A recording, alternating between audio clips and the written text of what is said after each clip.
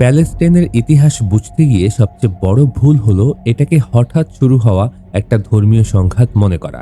বাস্তবে এটা ছিল বহু দশক ধরে পরিকল্পিত একটা রাজনৈতিক প্রজেক্ট, যার শিকড় ইউরোপীয় সাম্রাজ্যবাদে, যার অর্থনৈতিক জ্বালানি এসেছে বড় বড় ব্যাংকিং ও শিল্পপতি পরিবারের হাত ধরে, আর যার বাস্তবায়ন হয়েছে যুদ্ধ, উচ্ছেদ এবং পরিকল্পিত সহিংসতার মাধ্যমে। এই প্রজেক্টে ধর্ম ছিল আবেগ তৈরির হাতিয়ার, কিন্তু নিয়ন্ত্রক শক্তি ছিল রাজনীতি ও অর্থনীতি। রথচাইল্ড পরিবার এই গল্পের শুরু বা শেষ নয়, কিন্তু তারা ছিল সেই প্রভাবশালী কাঠামোর একটা অংশ যেটা ছাড়া এই প্রজেক্ট এত দ্রুত, এত সংগঠিতভাবে এবং এত আন্তর্জাতিক স্বীকৃতি নিয়ে বাস্তবায়িত হতো না। 18 শতকের শেষ দিকে ইউরোপে ইহুদিদের উপর নিপীড়ন নতুন কিছু ছিল না। মধ্যযুগ থেকেই ইউরোপীয় সমাজে ইহুদিরা ছিল সন্দেহের চোখে দেখা একটা জনগোষ্ঠী। তার বেশ কিছু কারণও ছিল, কিন্তু শিল্প বিপ্লব ও জাতীয়তাবাদের উত্থানের সঙ্গে সঙ্গে এই বৈষম্য একটি নতুন রাজনৈতিক রূপ নেয়। ইউরোপীয় রাষ্ট্রগুলো যখন নিজেদের জাতীয় পরিচয় নির্মাণ করছিল, তখন জাতি, ভূমি ও ধর্ম এক সূত্রে বাধা হতে শুরু করে। এই প্রক্রিয়ায় ইহুদিরা হয়ে ওঠে রাষ্ট্রহীন জাতি, যাদের কোনো নির্দিষ্ট ভূখণ্ড নেই। ফলে তারা সহজেই জাতীয় কল্পনার বাইরে পড়ে যায়। এখান থেকে জন্ম নেয় সেই ধারণা, ইহুদিদের সমস্যা ইউরোপের ভেতরে সমাধান করা সম্ভব নয়, তাদের জন্য চাই আলাদা ভূখণ্ড, আলাদা রাষ্ট্র। এই ধারণাকে প্রথম সুসংগঠিত রাজনৈতিক রূপ দেয় থিওডর হার্টজেল। 1896 সালে দ্য জিউইশ স্টেট প্রকাশ করে তিনি বলেন, ইহুদিদের নিরাপত্তা নিশ্চিত করতে হলে একটা সার্বভৌম রাষ্ট্র অপরিহার্য। কিন্তু হার্টজেলের বহু আগেই ইউরোপীয় শক্তিগুলো এই ধারণার কৌশলগত মূল্য বুঝে ফেলেছিল। 1799 সালে নেপোলিয়ন বোনাপার্ট মিশর ও লেভান্তে অভিযান চালানোর সময় ইহুদিদের জন্য প্যালেস্টাইনে একটা স্বদেশ গঠনের আহ্বান জানান। এটা কোনো মানবিক ঘোষণা ছিল না, এটা ছিল ব্রিটিশ সাম্রাজ্যের বিরুদ্ধে একটা অনুগত ঘাঁটি তৈরির চিন্তা। সেই পরিকল্পনা তখন ব্যর্থ হলেও এটা ইউরোপীয় সাম্রাজ্যবাদী মানসিকতায় একটা স্থায়ী ব্লুপ্রিন্ট হিসেবে থেকে যায়। 19 শতকের শেষ ভাগে এসে এই ব্লুপ্রিন্ট বাস্তব রূপ পেতে শুরু করে ব্রিটিশ সাম্রাজ্যের হাত ধরেই। তখন ব্রিটেন শুধু একটি রাষ্ট্র ছিল না, এটা ছিল বৈশ্বিক শাসন ব্যবস্থা। ভারত, আফ্রিকা, ক্যারিবিয়ান, মধ্যপ্রাচ্য, বিশ্ব মানচিত্রের বিশাল অংশ ছিল ব্রিটেনের নিয়ন্ত্রণে। আর এই সাম্রাজ্যের ভেতরে যারা অর্থনৈতিকভাবে প্রভাবশালী ছিল, তারাই কার্যত রাজনীতির ভাষা নির্ধারণ করত। ঠিক এই জায়গায় রথচাইল্ড পরিবার হয়ে ওঠে অত্যন্ত গুরুত্বপূর্ণ। রথচাইল্ডরা কোনো নর্মাল ধনী ফ্যামিলি ছিল না। ফ্র্যাঙ্কফুর্টের গেটো থেকে উঠে এসে তারা ইউরোপের প্রথম আন্তর্জাতিক ব্যাংকিং নেটওয়ার্ক গড়ে তোলে। নেপোলিয়নিক যুদ্ধের সময় একদিকে তারা ব্রিটিশ সরকারকে যুদ্ধের জন্য ঋণ দিচ্ছে, অন্যদিকে ইউরোপের অন্যান্য রাজশক্তির সাথেও অর্থনৈতিক সম্পর্ক বজায় রাখছে, ঋণ দিচ্ছে। মানে যুদ্ধ যেই জিতুক, লাভ তাদেরই।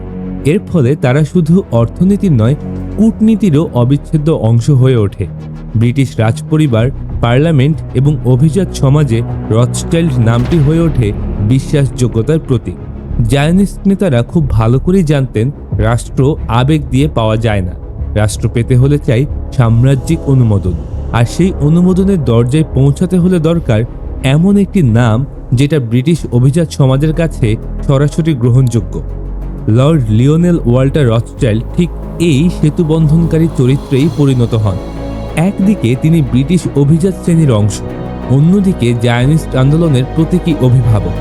তাই 1917 সালে যখন ব্রিটিশ পররাষ্ট্র সচিব আর্থার বালফোর একটা ঐতিহাসিক চিঠি লেখেন, সেই চিঠির ঠিকানা হয় রথচাইল্ডের নামে। বালফোর ঘোষণা কোনো বিচ্ছিন্ন ঘোষণা ছিল না, এটি ছিল একটি বৃহৎ রাজনৈতিক চুক্তির প্রকাশ্য দলিল।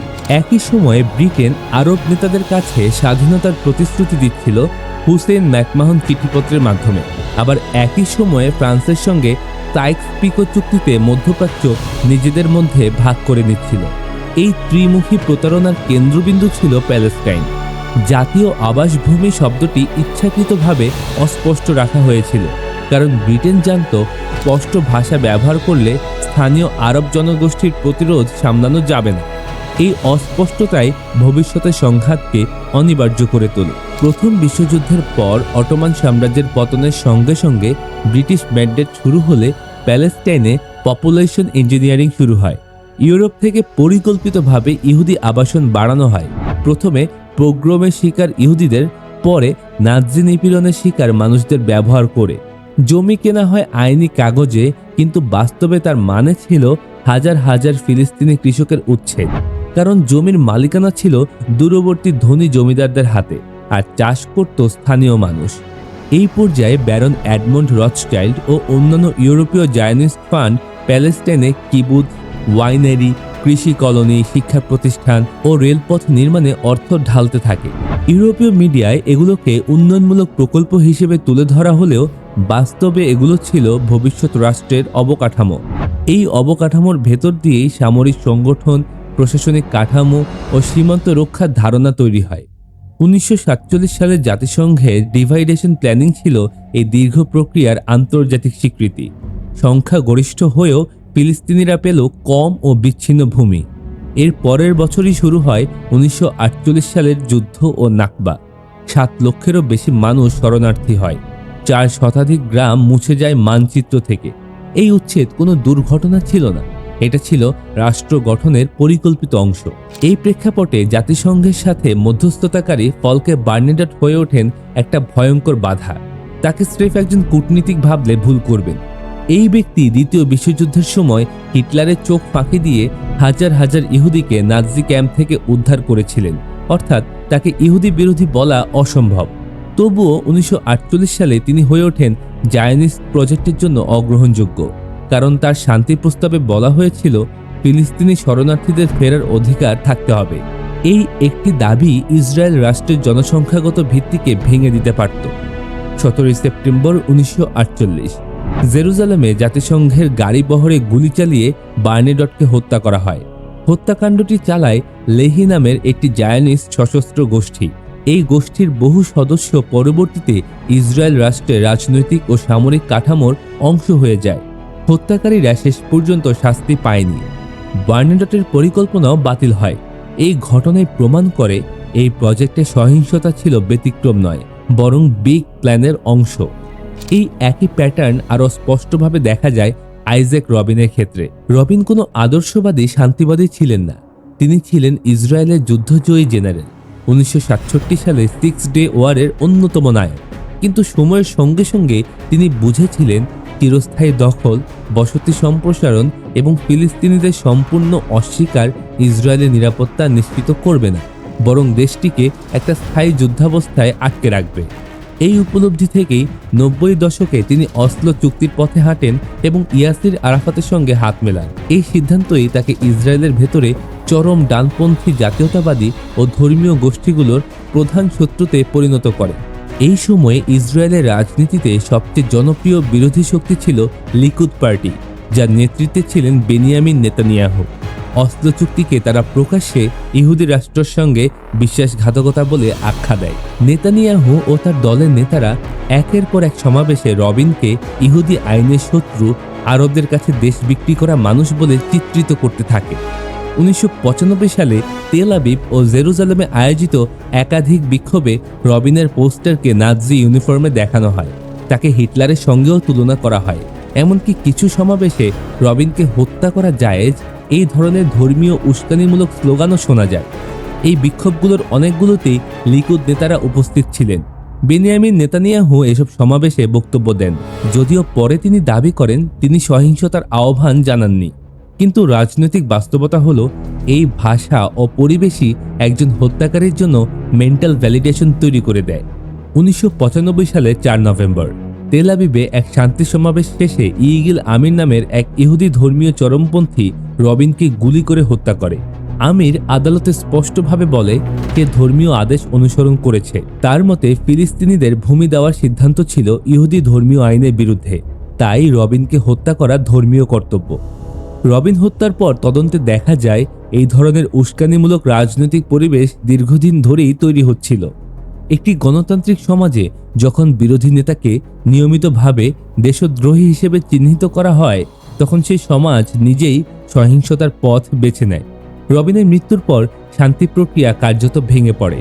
খুব অল্প সময়ের মধ্যেই বেনিয়ামিন নেতানিয়াহু ক্ষমতায় আসেন। অসলো চুক্তি কাগজে কলমে থাকলেও বাস্তবে তার বাস্তবায়ন স্থবির হয়ে যায়। বসতি সম্প্রসারণ আবারও গতি পায়, ফিলিস্তিনি রাষ্ট্রের সম্ভাবনা আরও দূরে সরে যায়। ইতিহাস যেন আবারও প্রমাণ করে, প্যালেস্টাইন প্রশ্নে যে কেউ বাস্তব শান্তির পথে হাঁটে সে শুধু রাজনৈতিকভাবে নয়, শারীরিকভাবেও নিরাপদ থাকে না।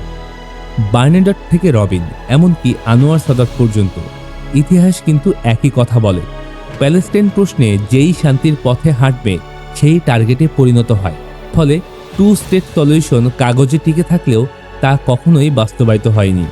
আজ যখন বলা হয় এই ভূমি ঐতিহাসিক অধিকার, তখন প্রশ্ন ওঠা স্বাভাবিক, কোন ইতিহাস? ধর্মগ্রন্থের, না সেখানে শতাব্দীর পর শতাব্দী বসবাস করা মানুষের? জায়নবাদ ইউরোপীয় জাতীয়তাবাদের ভাষায় এই প্রশ্নের উত্তর দেয়, কিন্তু সেই জাতীয়তাবাদ জন্ম নিয়েছে ইউরোপে, মধ্যপ্রাচ্যের সামাজিক বাস্তবতায় নয়। তাই রথস্টাইল্ড পরিবার প্যালেস্টাইন বিক্রি করেছে বলার অর্থ হলো তারা ছিল সেই ব্যবস্থার অংশ যেখানে সাম্রাজ্য, অর্থনীতি ও আদর্শ একসাথে কাজ করে একটি ভূমির ভাগ্য নির্ধারণ করেছে, ভূমির মানুষের সম্মতি ছাড়াই। আর প্যালেস্টাইন তাই শুধু হারানো একটি ভূখণ্ড নয়, এটা আধুনিক ইতিহাসের সবচেয়ে দীর্ঘ পরীক্ষাগার, যেখানে প্রতিদিন প্রমাণ হচ্ছে ক্ষমতা কিভাবে ন্যায়কে পরাজিত করে। প্রিয় দর্শক, ভিডিওটি দেখে কেমন লাগলো জানাবেন, আর অবশ্যই পরবর্তীতে কোন টপিকে ভিডিও চান কমেন্ট করতে ভুলবেন না। আল্লাহ হাফেজ।